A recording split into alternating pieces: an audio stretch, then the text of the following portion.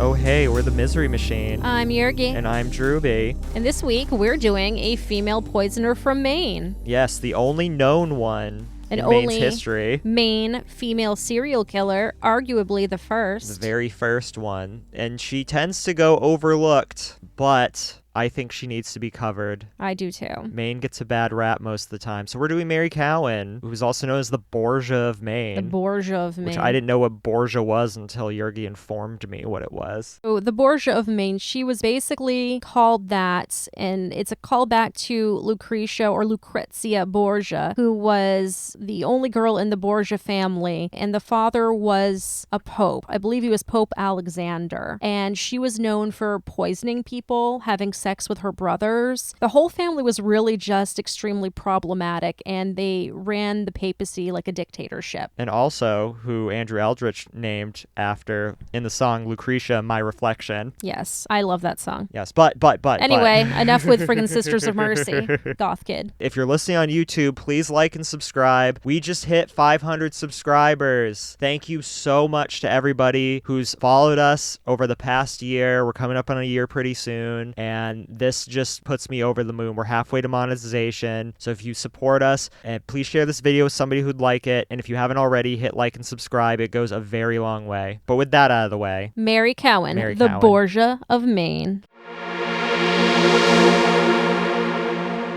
Mary A. Knight was born one of several children to Jonathan F. Knight, a veteran of the Civil War, and Aphia B. Knight. She lived in a rural family home in Plymouth, Maine until the age of 20 when she married the young farmer Willis W. Bean of nearby Dixmont. The couple had 3 children, Gracie, Alice, and Mabel. At some point during their marriage, Willis expressed a desire to become a physician, a decision which was encouraged by Mary, who wanted to dabble in it as well. However, the family was poor, and they also had to take care of their infants.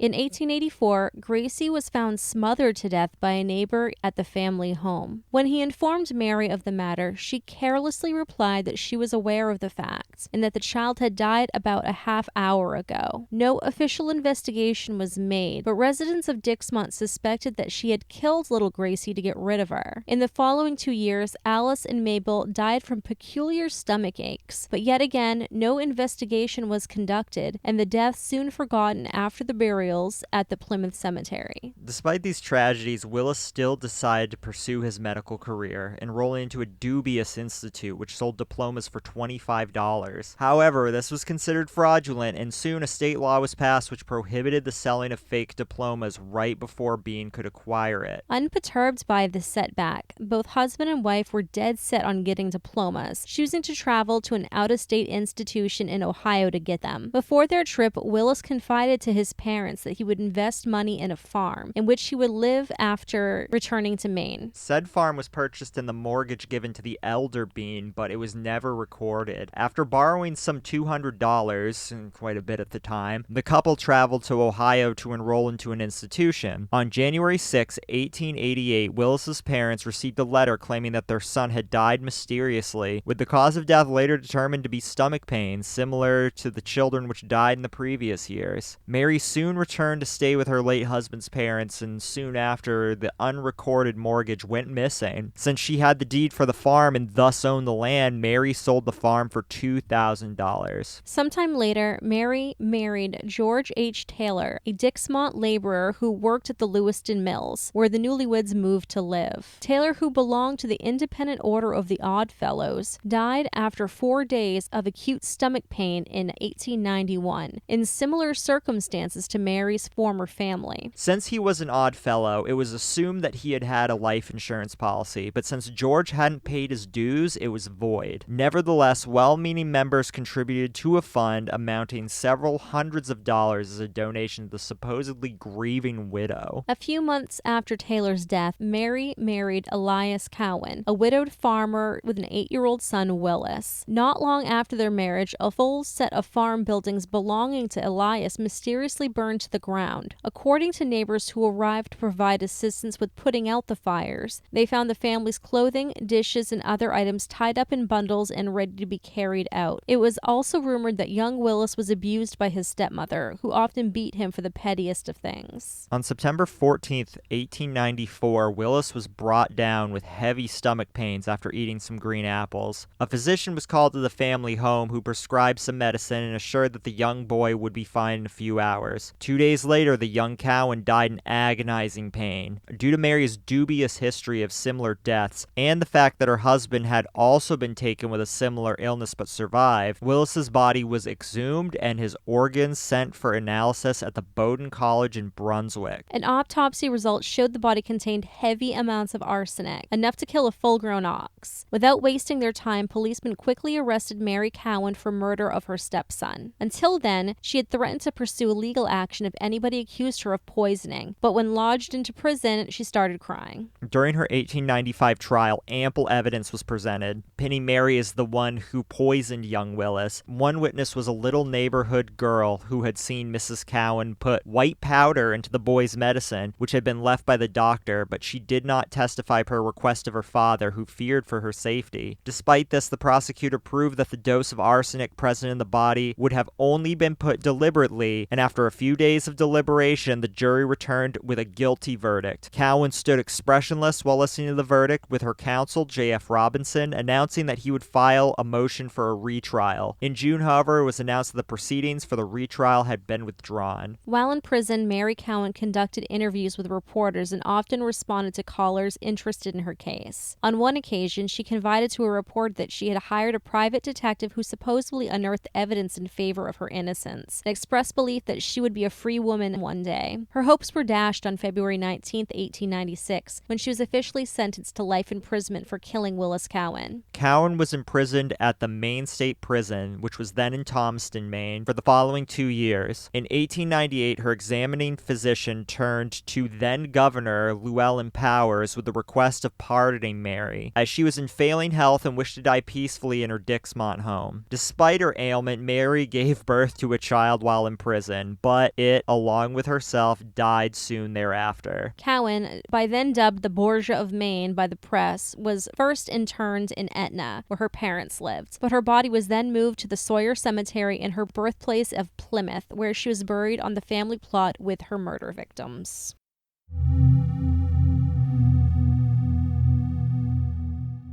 Hey guys, we're excited to say that this episode is sponsored by Podcorn. Yergy, what is Podcorn?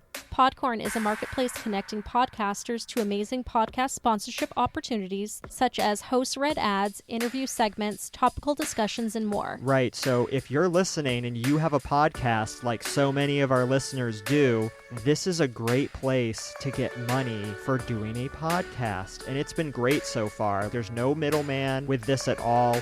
You go through all of the companies that are offering sponsorships, and you set your own price. You name what your price is, and you submit a proposal to them, and if they like you, you get the ad. And I don't think there's anything better than that. Right. And if you take a Podcorn sponsorship, you will still keep all your rights to all your podcasts. So if you have a podcast, what are you waiting for? Go check out Podcorn. Click the link in the description to try it right now.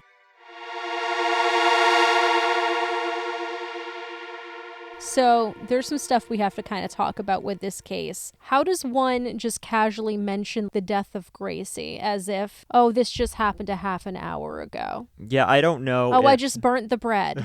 I don't know if back then people dying so young and dying all the time was the average age of living then. I don't know, probably like 45 or 50, maybe less really, than that. I think it's much less and than that. And then babies were just dying all the time. Because remember, there wasn't vaccines and shit like that. So I'm sure just some kid being dead in bed was no big deal. They would just go put it out with the trash and make a new one. Yeah, and I'm not sure about the late 1800s, but I know there was a point in time back then, maybe it was early 1800s. It could even have been that period of time where if you broke your leg, it was a death sentence because you'd get an infection and died. There was just no modern medicine. People's lifespans were so goddamn short. Reading this, obviously, you're like, why would you be so nonchalant? And maybe that way of talking about it back then would be looked at as crazy, but I'm just just trying to give some benefit of the doubt here if death was a more common and accepted thing back then. I don't know. I'm just spitballing that portion of it. Yeah, and I think we should talk about where this stuff is in relation to where we are, because this is another Maine case. Yes. So where this is taking place is Dixmont, Plymouth, Etna, that whole area. And if you think back to our episodes on James Hicks, that's that same area about an hour or so north on I-95. So kind of really rural even now. Yeah, for sure.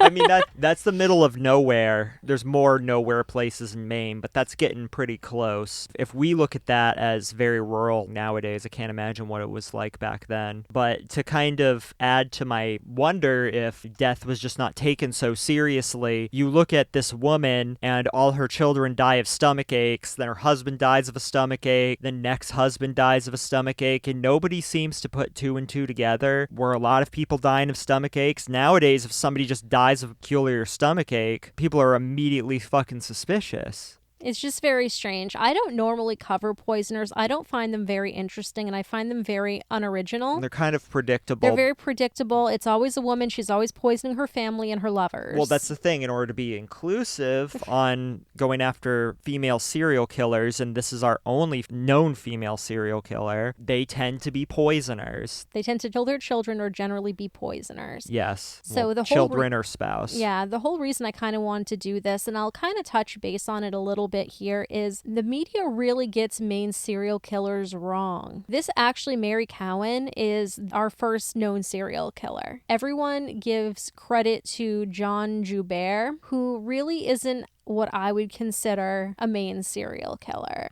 Why is that? So my reasoning for that is his crimes took place in the 80s. He only had one known kill, and it was in Portland. And then he went off to Nebraska where he killed 2 more people. So he's no longer a Maine serial killer. He's a Nebraska serial killer. He's just a serial killer from Maine. From Maine. And everyone credits him as being the serial killer. And I think where they get it wrong is he's listed that way in Wikipedia. Marky actually got me this really cool coloring book, like an adult coloring book that had all 50 states with a serial killer from each of them, and they listed John Joubert. And I'm like, so why are you doing this? Why are you doing this? They could have done James Hicks. That's what I'm saying. Like, the only living serial killer we have right now actually is James Hicks. And that might be our first male serial killer? Yes. Well, first known. Known male, yes. Obviously, when I say that, I mean known. First known and only living. Yes. So really, if we're not going to include Mary the Poisoner here, they should have had James Hicks as our serial killer. Yeah, and I think if I had to pick, James Hicks would be the better choice to represent us. I think he fits a total package of a serial killer in how he operates. I mean, yes, Mary Cowan is definitely a serial killer, but... And I hear James Hicks a real asshole even now. So oh, really? Yeah. So if maybe you guys should write to him. I don't want to. So if you guys have been kind of following along from the beginning with us, we did a story on Brandon Thongsavan, and I took it upon myself to start writing to him, and we've been conversing back and forth since that episode via mail. He's in a prison right now in Maryland. So I kind of asked him questions about different killers and stuff that I know of that he would have done time with in Maine, and he doesn't like James Hicks. Well, I mean, James Hicks is old as shit now, so... Yeah. And plus, Maine prison isn't that dangerous, I've heard. There is issues. There is stabbings. There's things always like that. Going to be issues like that. But it's more chill than places. It's better than where he is now, where yeah. he's locked up for 23 hours. So the next point I want to talk about, how does one dabble in becoming a physician? It was just a lot easier back then. Let's just dabble. It's like a hobby. I'm sure there was way more charlatans back then. You were able to buy a diploma for $25, and it was just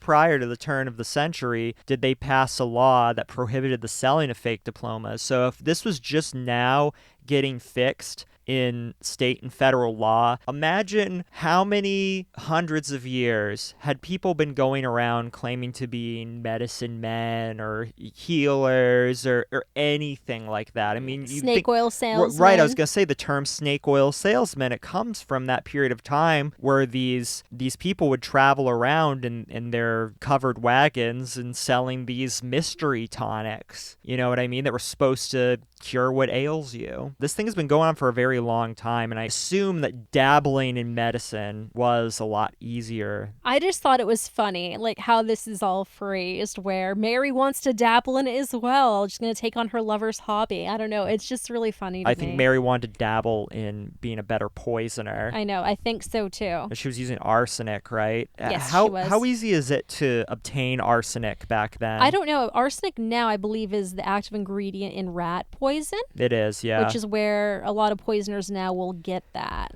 Yeah, they get rat. I mean, that's how they killed Cedric Bixler's dog, was rat poison, and they just put it in meat. So yeah, rat poison, very obtainable. But the problem is if you try to poison somebody with rat poison nowadays, it's going to show up. There's no way. It's like the biggest red flag, because that's what all the poisoners nowadays use. Yeah. The other stuff's really not that accessible. Yeah. For sure. So it's like what ricin might be a little undetectable unless they do a thorough toxicology. This is not Where an do you area. even get that though? I'm not sure. This is not an area where I have a lot of familiarity. I know cyanide is derived from the pit of, is it peaches? I'm not sure. Again, this is I'm sure not that's an not area easy. of expertise at all for me, or one that I've studied I wanted very to study frequently. it. Like I wanted to have like a little poison garden on the porch. You wanted to just grow some poison. But then it just like made me think, I'm like, what are we going to do this for? Are we going to poison ourselves doing this? I mean, you could, or you just do what they did in The Princess Bride and just build up a tolerance of poison Of over a period iocane powder? Yes, and so that way when you finally meet a Sicilian And death is on the line. You will have the upper hand. That's what I'm going to have to do. And even though iocane, is that a real thing or was that made up for that movie? I think it's made up for the movie. Yeah, I thought so, 'cause I hadn't heard of it before and I haven't heard of it since. So what's up with this unrecorded mortgage? How do you not record a mortgage? Okay, so I tried to do a little research on this because I hadn't heard that term before, and there's not a whole lot on this because nowadays there's a lot of state laws and mortgage companies, lending companies, banks, all these things already know what to do to not screw themselves over by getting an unrecorded mortgage. But back in the day, people might have not recorded a mortgage because it's not the government's business to know what I have or don't have, or they're afraid that getting it recorded will cause a property tax reassessment, just things that I don't really hear people talk about anymore. But basically, if it's unrecorded, then it just comes down to the deed holder at that point, is my understanding. So I'm assuming that at that period of time, while banks did exist in the 1800s, lending companies, they even existed back in the late 1700s, but I just assume that their practices weren't as refined as today, as well as their record-keeping system, so things like this would happen. So, I just don't get it, though. Like, if you had this unrecorded mortgage, and in this case where Mary was holding the deed to the farm, what's to stop you from just defaulting? I don't know. Again, it's hard to put yourself in the mindset of somebody back then. Just think about people's worries and common beliefs even 50 years ago that would be completely antiquated today. Oh, we're just going to handshake on this and it's fine. Yeah, I mean, people big believer in handshake deals, maybe. The whole idea, and we still see this today, about the government doesn't need to know my business. You still have a lot of those people, fair enough, but I don't think any of those people would say the government doesn't need to know I have a mortgage. I just don't see that happening at all. But back then, that could have been a thing. I'm speculating clearly because I couldn't find very specific things on this. The stuff is very, very brief. And as far as looking at unrecorded mortgages today, people just don't do it. I think a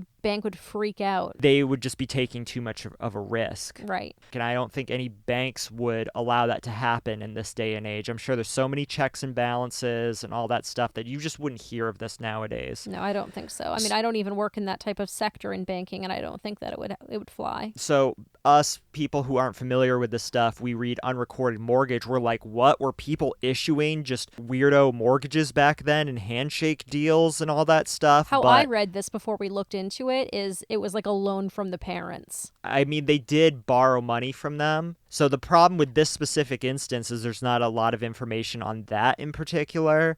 But as far as unrecorded mortgages, I'm not so sure why somebody would do it, but it probably was more common practice back then. I don't know. So the Lewiston mills that George Taylor worked at. Yes, very familiar with these. We were very familiar with these. So I do believe they're talking about the Bates Mill. However, that's not the only mill that's in Lewiston. It's just the more prominent one. So the Bates Mill complex is these giant brick buildings that are 4 stories high that span, I'd say, 3 to 4 city blocks. The ones that are still left The ones standing. that are still here. So if you count the ones that are not still standing, it probably went even further than that. Lewiston is primarily a mill town, or was a mill town. It's not anymore, but that's where Lewiston's commerce came from. It was a mill town since the early 1800s, I believe. Yeah, so that's why we got all these French people from Canada. A lot of them came down from Quebec to work in the mills. So that's kind of what made Lewiston at the time. So currently, when I'm not working from home, I work in the Bates Mill complex. The bank that I work for has offices there. There's also a lot of other different businesses. There's restaurants in there. I'd say probably about 75% of it has been repurposed. But a lot of it is still abandoned. Yeah, there's one whole mill that's gigantic at the very end that borders Main Street that they keep talking about how they want to repurpose it. Are we going to just tear it down and make a parking lot? Some of them have burnt down. I know Drewby watched one completely burn down. I did watch one burn down by the Lewiston Auburn bridge that turns into Goff Street. I clocked out at this call center we used to work at, and I drove down behind this little parking garage, and the cops and the fire department had everything fenced off or whatever, and I just watched it burn. It was a mill that I quite liked, that people used to hang around, that I've kind of walked through a little bit, and days later I went through the rubble, but it was kind of important to me, and if it was going to burn down like that, I was going to fucking watch it. Like Yergy said, most of the mill space has been repurposed. Thankfully, 10 years ago, I'd say a lot less of it was, and the big problem with Lewiston is that we had all this mill space, and it was all just being left to rot. It's changed into different things. So part of the mill, which is now a series of 2 expensive loft apartments that I don't believe are worth it. However, if they were more reasonably priced, I'd think about living there. It's crazy that we have any overpriced real estate here in Lewiston, considering the economy, but I digress. That's another topic. It's another topic for another day, but those loft apartments back in the day was the call center Drewby and I worked at. It used to be in that part of the mill. And I'll tell you, at that time, a lot of the mill was still very much abandoned. We used to have these ridiculous ways we'd walk to the back parking lot through parts of the abandoned mill, and we had to dodge bats. They'd like swoop you and get in your hair. There'd be random pigeons. I know at one... There'd be random homeless encampments there, too. There were a lot of random homeless encampments. At one point, they found someone eating a pigeon.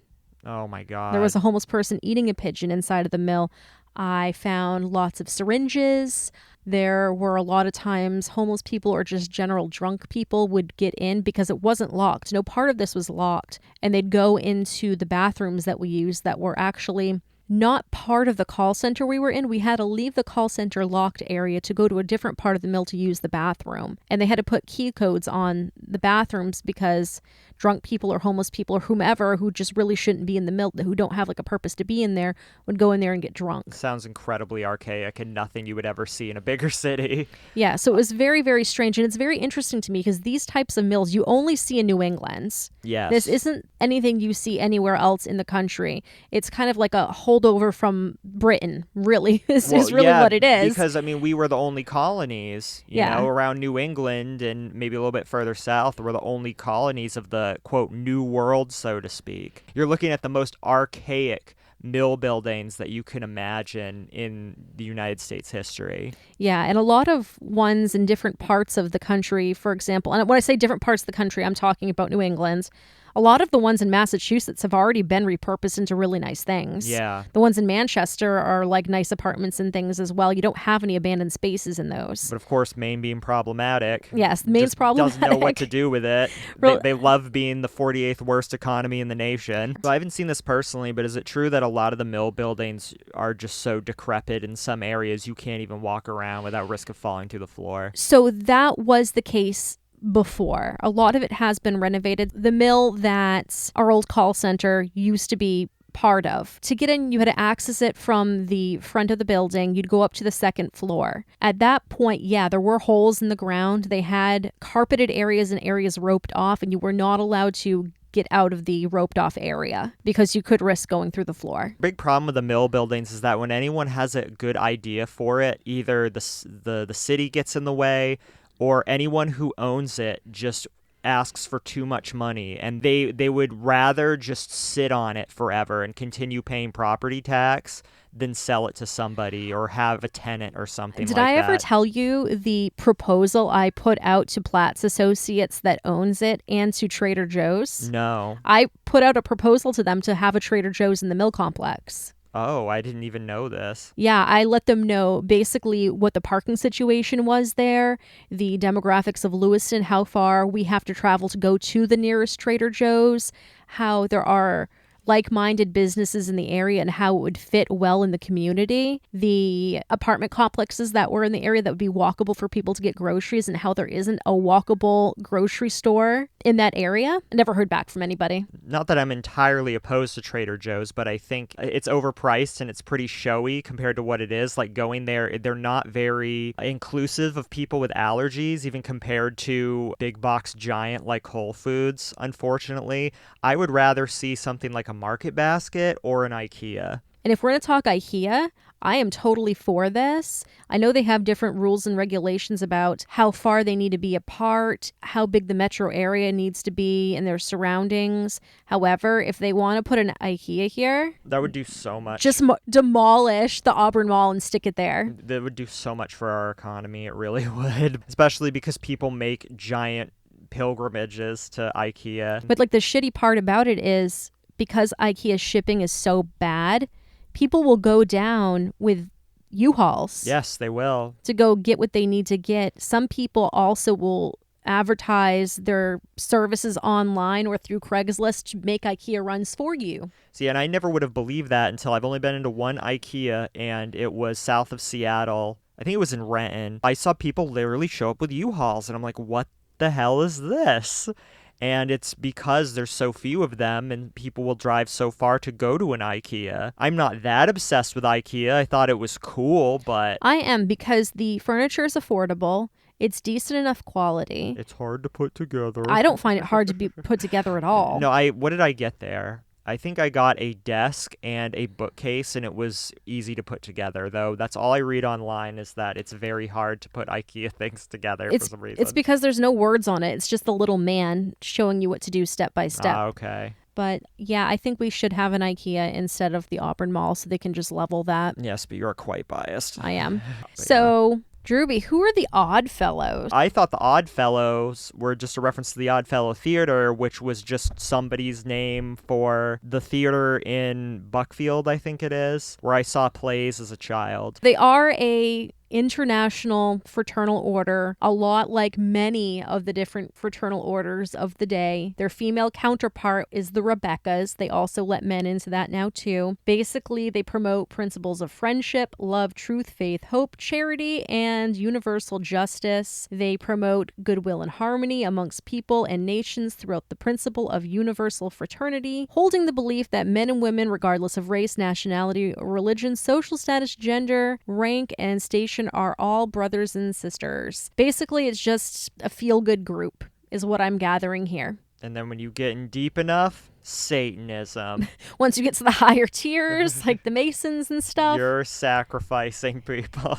I don't know. I don't understand a lot of these orders that old people are part of. I don't either. It's nothing I've had giant interests in. I wonder when all of it will fade out one day. I don't know, because it is kind of an old boys club, isn't it? And I mean, even the things like the Order of the Eastern Star, which is like the female sect of it. I haven't seen any sort of temple for that, and I don't know anyone that's a part of it. I can only count on one hand the number of Masons I've met, and they were all older men, so it may get phased out eventually. Yeah, I don't understand any of this, so... I think it will probably be in a couple generations. Completely just gone. Yeah, probably. That's what I think. So the final thought on this, and it's the burning question I've had. Who the fuck's baby was that? That she was pregnant with, That she was pregnant when she died. So here's what I've got here. She was arrested in 1894 after she killed Willis. 4 years had passed at this point when she died. Whose kid is this? So find It's a not grave. Elias Cowan's. Find a grave, lists it as Elias Cowan's. However, we don't know that's any sort of official report. And even if it was an official report, maybe they were just doing that because you couldn't have these bastard children. They had to be assigned to somebody back then. That's quite possible. So they probably listed this baby as Elias Cowan's based on the fact that she was still technically married to him. But there wasn't any conjugal visits or stuff back then. And why would he be going and getting it on after she tried to kill him and killed his son? Unless he believes that she was just all being framed and that she couldn't possibly have tried to murder me and my son. I don't know. We could get into some assumptions of a lot more foul play. Maybe she was raped by a prison guard. She could have had a relationship with somebody in there. I don't know what prisons were like. Was there a true women's prison then? This I don't know, because they list her as being in the Maine State Prison in Thomaston, which I thought was just a men's prison. Maybe there weren't enough female convicts at the day that maybe they just had a small section for the women. Yeah, and maybe they weren't. Maybe it was just co-ed altogether. Yeah, maybe they weren't broken up that well. Even if they did have a section for them, maybe they still intermingled. Maybe there was ways to have relations. I think that's a more viable theory than it being Elias Cowan's, especially since I can't find anything about conjugal visits being a thing back then. Maybe she was a saucy tentrist. Maybe she was. Maybe she was having relations with her physician or lawyer. Reading this, I could make assumptions that she's a charismatic person. Who's to say, though? There's not a ton of information on her. I don't know. She's not a very handsome woman, but who knows? That wasn't important back then. You just needed a plot of land, some animals, and childbearing hips. It's true. So you're basically livestock. Yeah. God damn it. Everyone was livestock then. You weren't thought to survive that long, so, could you reproduce and carry on the family name? The family name and the lineage was far more important than anything you were going to do. So that's all we have on this. If you're listening on YouTube, please like and subscribe. Again, we just hit 500 subs. We're so excited about that. We want this to keep growing. We're halfway to being able to be monetized by YouTube, which will help us ramp this podcast up so much. Again, we want to have a video element to it. If you support that and you haven't already, please subscribe. Please share this video to anyone you think would like it. It really goes so far. And also, we have new Apple Podcast reviews, so we've got 3 new ones. This first one is highly recommended, great chemistry between the hosts, thoughtful commentary, and good content from #KingNerd. Thank you for that. This next one comes from the UK. We don't get very many overseas reviews, so I'm excited for this one. This is from Shepples, and it says, I'm a big My Favorite Murder fan, and these guys are up there in terms of conversational and compassionate style. Great work, guys. Keep it up. Subscribe. Heart. Thank you so much. That means a lot. Thank you. Especially to compare us with My Favorite Murder. All right, and this last one is, this show is wonderful. We found it on social media and their content sounded interesting. After listening to a few episodes, we can confirm this is a great podcast. Drewby and Yergy do a wonderful job digging into the information for the topic at hand. Do yourself a favor and add this to your podcast list. Joe from Comic Book Rundown. So thank you, and shout out to the Comic Book Rundown podcast guys. Really appreciate the review. And if you want to be shouted out on the podcast, all you have to do is go to Apple Podcasts, leave us a 5-star review, and we will shout you out on the podcast. And just as we're about to get to Patreon, Yergy's mic stand just broke, so I'm just holding it all wacky right now. So anyway, shout out to our patrons, Eddie, Holly, Rowan, Margie, Vu, Ashley, and Karen. Thank you so much. We love you. Yeah, we love you guys so much. Thank you for supporting us. To support us in that extra step goes so far. Everything we get, we will put back into the podcast. We are currently saving up for a camera to hopefully, when we hit 1,000 subscribers, to be able to start doing more video stuff. And also, we need to replace these mic arms. We always say this, but we keep forgetting until they act all stupid while we're recording. Yes. But yes, I need to actually get better ones, because I got complete crap ones when we first started, thinking that they would last for a while, but they're being held together by tape. So if you'd like us to get new mic arms, you can go to patreon.com/themiserymachine. And again, if you just want to do it to support us, that's great. But you will also get secret episodes. You'll get snaps from us. You get postcards, and you better subscribe soon, because those July postcards are going out very quickly. Very quickly. And you get secret access to our Discord. By the way, our Discord is now open to the general public. So if you'd like to come in and be part of the conversation, you can. Now, if you're a patron or you've been grandfathered into the secret Discord room where we are the most active, so if you want to be a part of that, you have to be be a Patreon tier subscriber. I believe it's tier 2. Yes. The 666 Satan tier. Yes. Yes. So if you are that or higher, you will get access to the secret area of the Discord. And again, I know some people don't like Patreon for one reason or another. I get it. PayPal.me/The Misery Machine. You can make a donation there and message us. We'll message you. We'll work something out. Yeah, but definitely go ahead and join our Discord. It's very nice. And Yergy, you're the Facebook group. My Facebook group, yes. So you'll go there. There's community discussions going on. You find out a day early what episode we're going to do. So yeah, definitely join the Facebook group. Share memes. Lovely stuff. Okay, well, that's all for this week. So until next time. Until next time, we love you. We love you. Okay. Bye. Bye.